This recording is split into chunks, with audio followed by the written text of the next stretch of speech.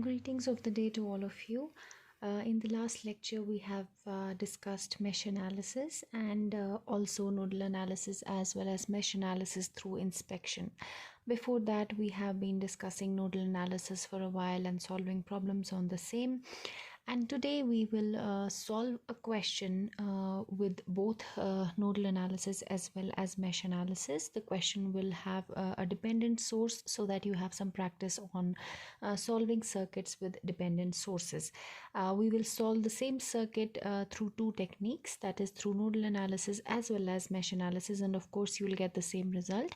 It is just a means of conveying to you that you can solve a circuit through multiple ways, and later on when we learn other techniques such as Thevenin theorem, Norton theorem, superposition theorem, etc., you will see that even some of those techniques can be used for solving circuits that you may have solved through nodal or mesh analysis.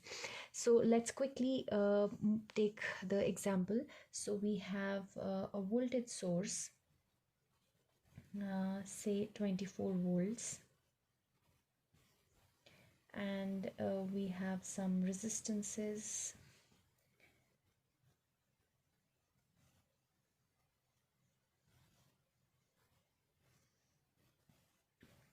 This is 10 ohm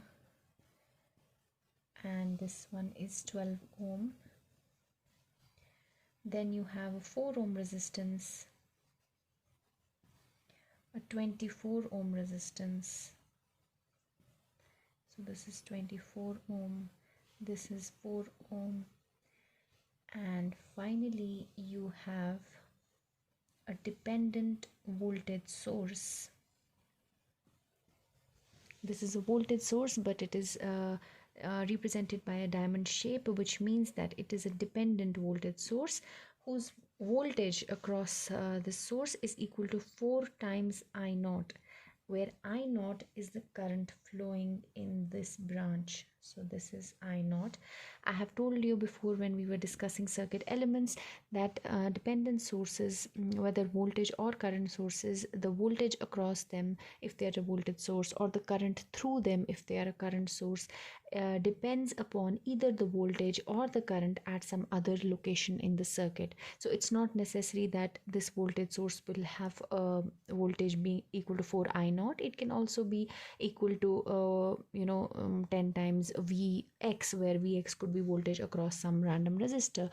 So basically dependent voltage sources or current sources have voltages or currents across them that are functions of voltages and currents at different parts, at different positions in the circuit or across different elements in the circuit. So in this circuit you are supposed to find I naught. That is the question. So you have to find I naught. If we just observe this circuit, you can solve the same circuit through two ways, that is through nodal analysis as well as mesh analysis. We will first begin with mesh analysis because if you just observe this circuit, it looks that it will be convenient to apply mesh analysis because it has all voltage sources, so it is easy to implement KVL across different meshes. Therefore we can simply go into mesh analysis. So let's first begin with the mesh analysis of this circuit to find the current I naught.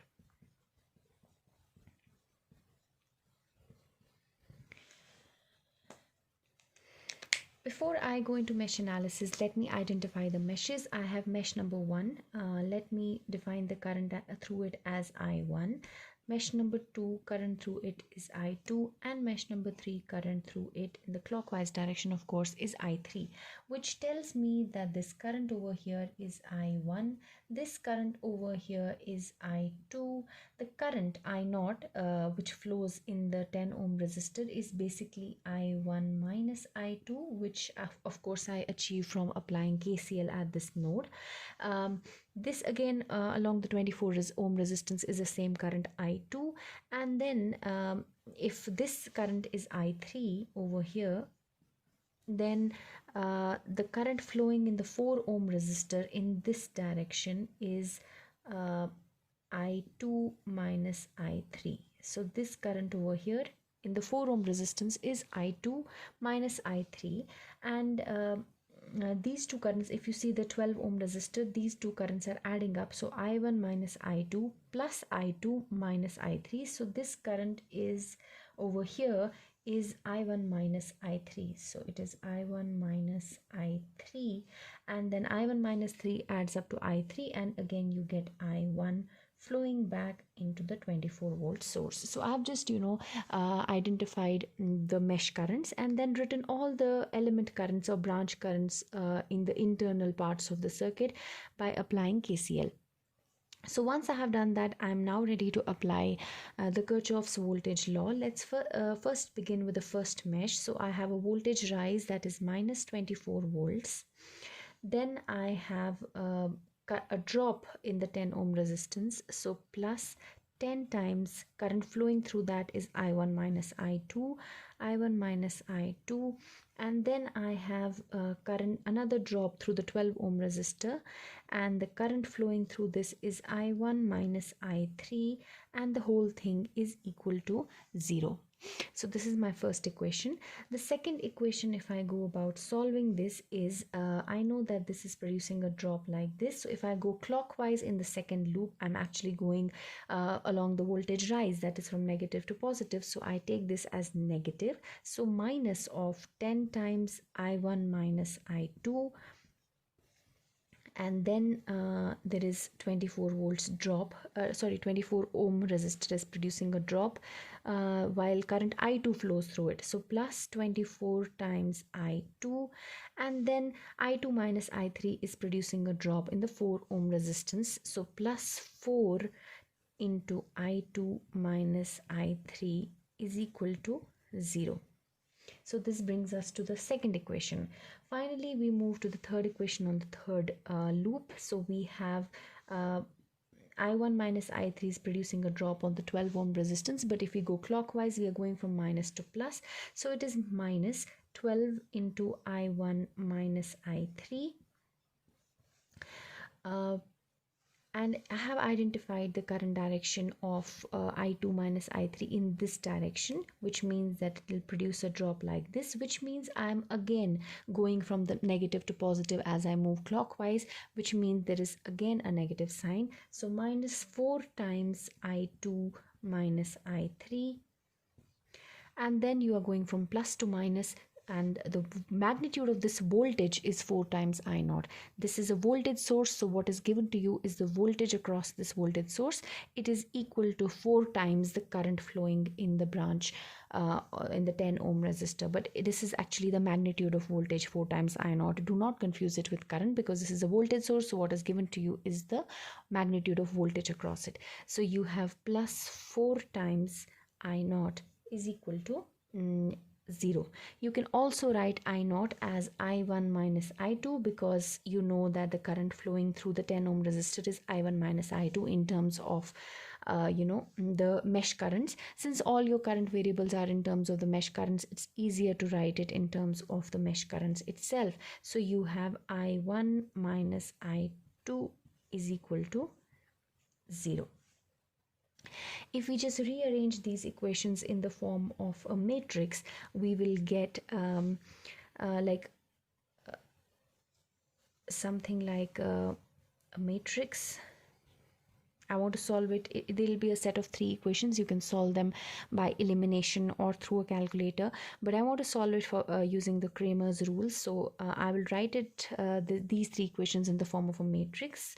So I have I1, I2, and I3, and then I have the right hand side of the equation.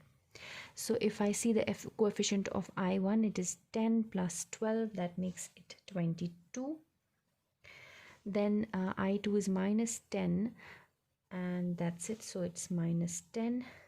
Then for I3 it is minus 12, and when this goes on the right hand side, it becomes 24.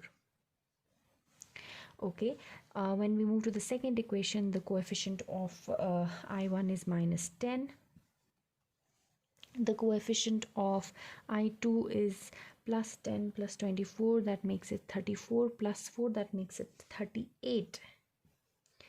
The coefficient of I3 is minus 4.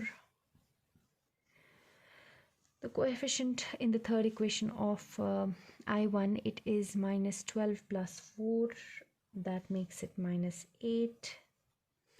And then if you see here, it is the I2, the coefficient of I2 is minus 4, that makes it minus 8 again.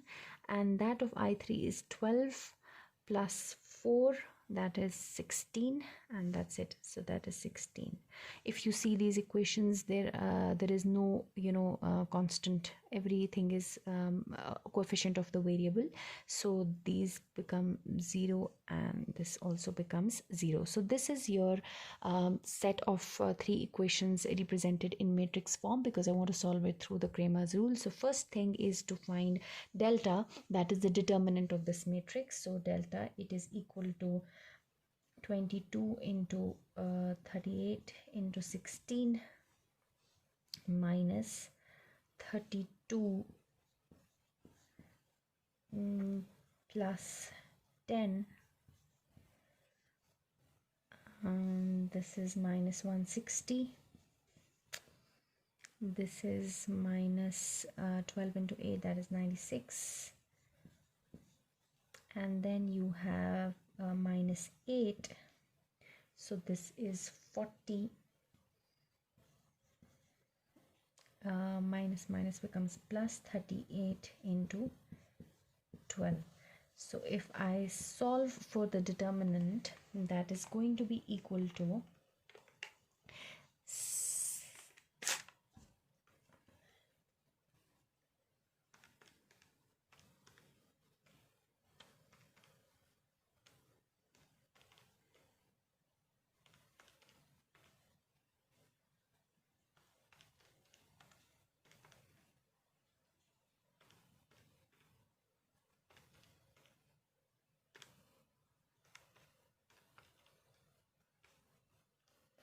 6144. So the determinant of this matrix is 6144. In fact, you can actually simplify also these equations. You can divide this equation by 4, you can divide this one by 2, you can divide this one by 2. So you have smaller numbers, but I've just retained them, so it's completely okay. You'll have a smaller determinant in that case. So the determinant delta is 6144. Now let's find delta 1. And how do we find delta 1? So delta over here, let me just write delta is equal to 6144. Now delta 1 is achieved by replacing the first column by this one, so it becomes 2400. The matrix delta 1, this is the matrix corresponding to delta 1. The determinant will be 24 into 38 into 16 minus 32. So that is 38 into 16 minus 32, that is 576 into 24, that is 13824. 824, which will give you I1 variable, that is equal to delta 1 upon delta, that is 13824 divided by 6144, that is 2.25 ampere. So your current I1 is 2.25 ampere. The second determinant delta 2, if you try to find that, it will be your previous matrix was minus 10 and there was minus 8, I think. So you replace the second variable over here by 24, 0 and 0. Is easier to solve taking this. So you have delta 2 is equal to the determinant of this matrix is equal to 24 minus times, because it's the middle element. It will be minus 160 minus 32. So your determinant is 160 plus 32 into 24, that is 4608.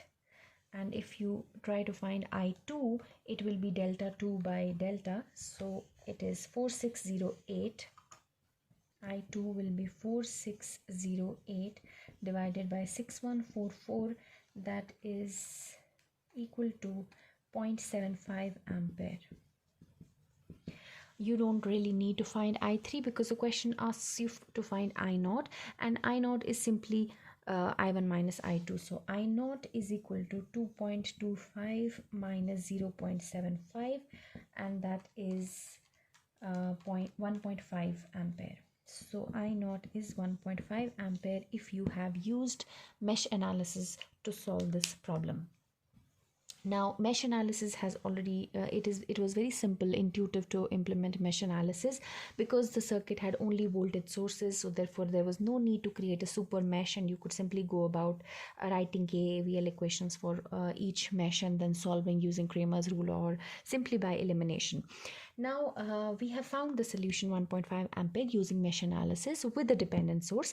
Let's repeat the same problem with by solving it through nodal analysis.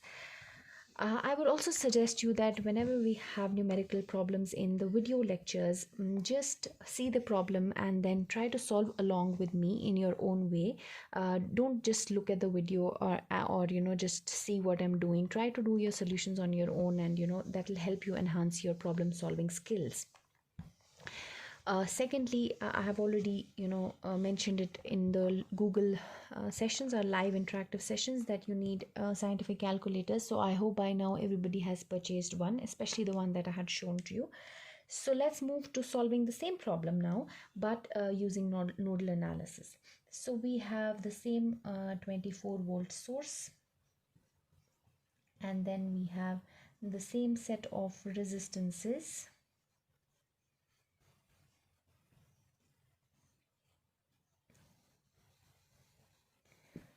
and then so these are the resistances, and then you have a dependent voltage source. The magnitude of voltage across the source is 4 times I0, where I0 is the current flowing in this 10 ohm resistor. The other resistances are 12 ohm, 24 ohm, and this one over here is 4 ohm.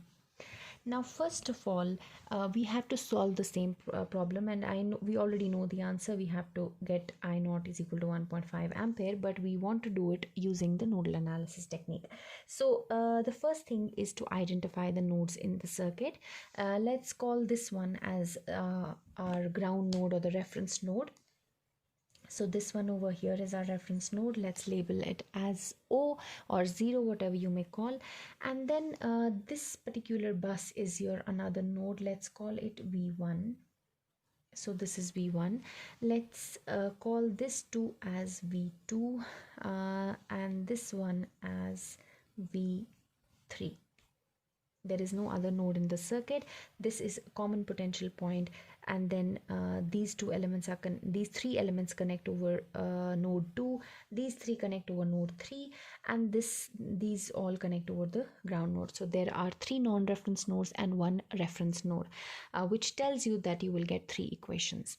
You should get 3 equations. Now if you observe V1, the first node, if you try to write a KCL equation, because you're doing nodal analysis, if you try to write your KCL equation on node number 1, you may not be easily able to do that because you have a voltage source and you do not know the current flowing in the voltage source, neither do you know the impedance of this branch. So you cannot write a KCL over here. Let's forget about it for now.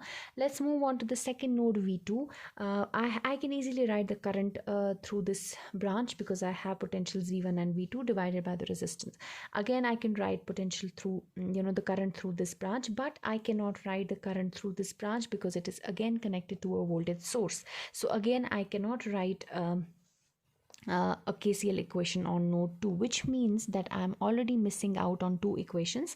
One equation on V1 I cannot write it, one KCL equation on V2 I cannot write it. Because there are 2 voltage sources in the circuit, therefore I am falling short of 2 equations, and I will have to later on find compensate for the loss of those 2 equations by applying KVL. But first we are still left with the node 3, and node 3 is only connected to resistances. No voltage source is connected directly directly to V3. Therefore, we can apply KCL at the node 3. Let's start with randomly assuming current directions. So this is, let me take this as one current direction, this as another current direction.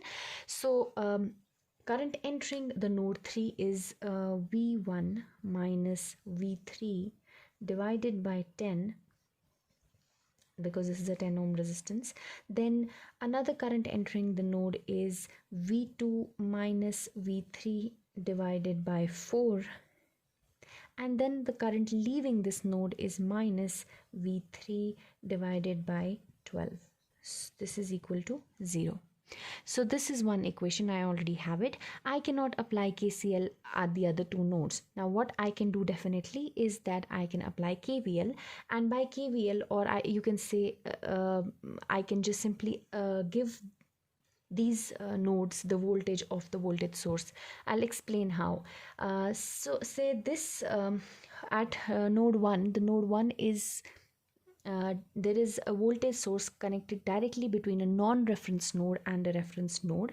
In that case, I simply write V1 is equal to 24 volts. V1 is equal to 24 volts.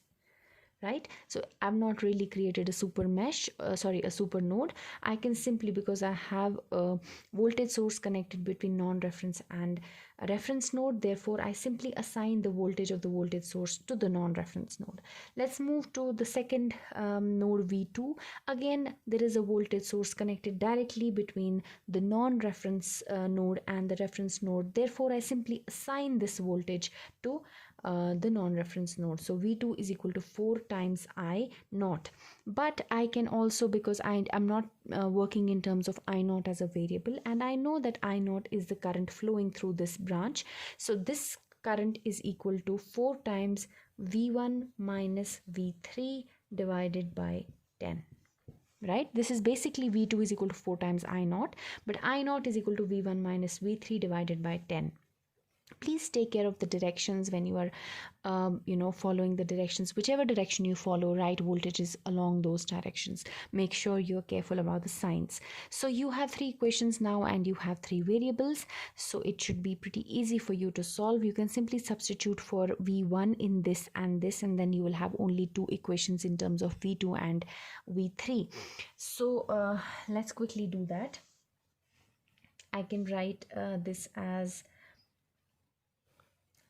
24 by 10, that is your V1, minus V3. Let's take this is V2 is just V2 by 4 plus V2 by 4 plus V2 by 4, then minus 1 by 10, minus 1 by 4, minus 1 by 4, and minus 1 by 12. That is minus 13 by 30. Minus 13 by 30 times V3 is equal to 0. I can take this on the other hand, and this becomes minus 24 by 10. You can write it in terms of decimals. I'm more comfortable with fractions. You can also just simplify it and divide it by 2, but like I said, I'm more comfortable this way. Okay, this is my first equation. If I move to the second equation by substituting the value of V1 in this, I will get in terms of V2, it is just V2 here, and then this V3 becomes positive, comes on the left hand side. It becomes 4V3 by 10, and on the right hand side you have 4 into V1. V1 is 24, so 4 into 24, that is 4 into 24 is 40. I can just say divide by 10, so I can say 48 by 5, right?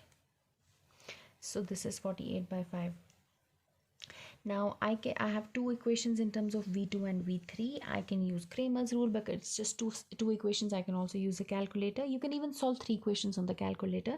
So again, I'm going into my equation tab using the first option, where I can enter the coefficients of V2 and V3 and their constants. So I have 1 by 4 minus 13 by 30 minus 24 by 10, and then I have 1 4 by 10, which is also 2 by 5, and then 48 by 5, and then I press OK. So you have V2 is equal to 6 volt and V3 is equal to 9 volt. You may not be able to see my calculator because of the reflection of the light, but I'm sure you can solve it on your own. So V2 is equal to 6 volt, V3 is equal to 9 volt, and we already know that V1 is equal to 24 volt. Our job in the question was to find I naught, which is V1 minus V3. It is V1 minus V3 divided by 10. So it is 24 minus 9 volts divided by 10. So you have 24 minus 9 divided by 10, that makes it 1.5 ampere. So I got the same result through nodal analysis as well. I would suggest you to take up any problem with a dependent current source now, and we did a problem with the voltage source. You can take up a problem with the current source and then solve it using nodal analysis as well as mesh analysis.